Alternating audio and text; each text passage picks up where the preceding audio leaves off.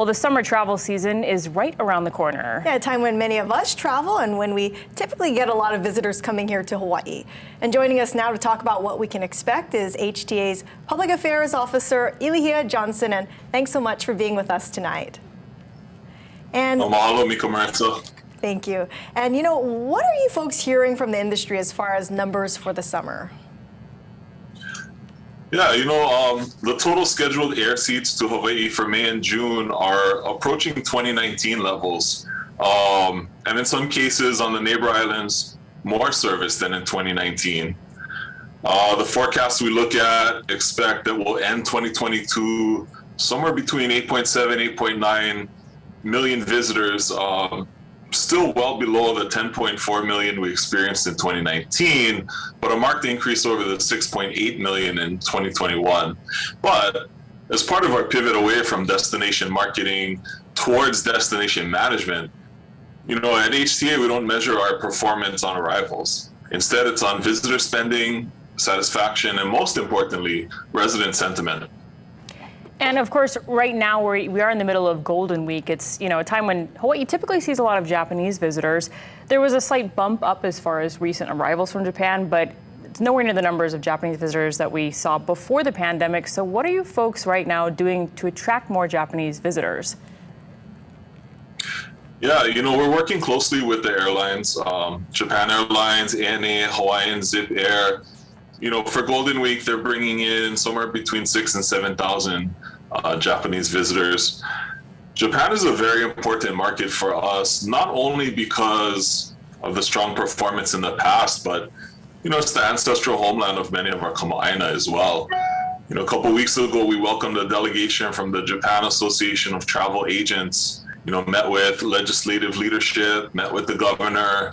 I met with industry partners just to ensure that those relationships continue. We're continuing our efforts in branding and visitor education in Japan, as well as the rest of our markets around the world, to encourage that respectful visiting that our kama'aina expect.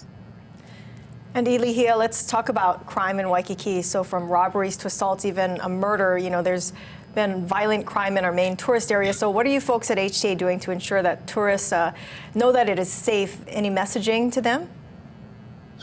Yeah, we're closely monitoring the situation, working with our industry partners, folks like the Hawaii Lodging and Tourism Authority, Mayor Mufi Hanneman over there, as well as, the police department, prosecutors, our partners in community, the Waikiki Improvement Association, Business Improvement District. And I want to especially highlight the work of the Visitor Aloha Society of Hawaii, or VASH. They're a longtime partner of HTA's. They help people when the unexpected happens, whether it's a crime or an accident or an illness. It's easy to aloha in easy times, but time and time again, VASH leads the volunteers and community resources that rise to the occasion to malama our visitors when something bad happens. So we're working closely with all the parties there, meeting this week to learn more about how we can make sure all the partners are lockstep in this. And Honolulu Mayor Rick Blangiardi did sign the vacation rental bill last week. And of course, HTA did support that bill. So what effect do you think this will have on our economy? And do you think this will in any way deter travelers from coming to the islands? I don't think it'll deter visitors. Illegal short-term vacation rentals have real long-term impacts on the fabric of our community. And so managing, regulating those short-term vacation rentals in places where perhaps they shouldn't be has been a priority of our community, as they shared in the destination management action plans. And so we really thank the City Council for the diligent work, so much deliberation and consideration to find the right balance. And we thank Mayor Blangiardi for signing it as well. And Illihia, it's been a rough legislative session again for HTA, but some encouraging news with funding back in. And, some critics have said defund HTA, so explain why it's important that HTA gets the funding rather than have it go straight to agencies like DLNR.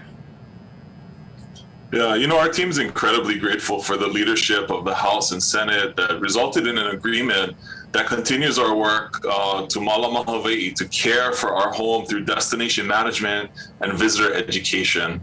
We're continuing to advance the priorities articulated by the community through those destination management action plans. we definitely work closely with our partners. You mentioned DLNR. There are other agencies as well, but our role to coordinate, to collaborate, and to convene is an important one. And so we're grateful for the opportunity to continue that work.